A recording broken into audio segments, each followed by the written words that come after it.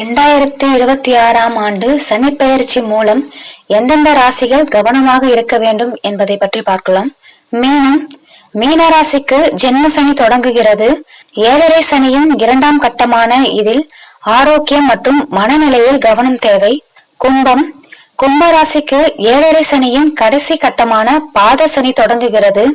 ஓரளவிற்கு நிம்மதி கிடைத்தாலும் வாக்கு மற்றும் தன விஷயங்களில் நிதானம் அவசியம். மேஷ ராசிக்கு 7.5 சனியின் முதல் கட்டமான விரய சனி ஆரம்பமாகிறது. தேவையற்ற செலவுகளை தவிர்ப்பது நல்லது. சிம்ம ராசிக்கு அஷ்டம சனி தொடங்குகிறது. பயணங்களிலும் பண பரிமாற்றங்களிலும் கூடுதல் விழிப்புணர்வு தேவை. தனுசு ராசிக்கு அர்த்தாஷ்டம சனி தொடங்குகிறது. வீடு வாகன பராமரிப்பில் கவனம் செலுத்த வேண்டிய காலம் இது. கன்னி ராசிக்கு கண்டக சனி நடைபெறுகிறது. குடும்ப உறுப்பினர்களிடம் அனுசரித்து சென்றால் நல்ல பலன்களை பெறலாம். நாம் மனதார சனி பகவானுக்குரிய வேண்டுதல்களும் வழிபாடுகளும் மேற்கொண்டால் தாக்கங்கள் விலகும்.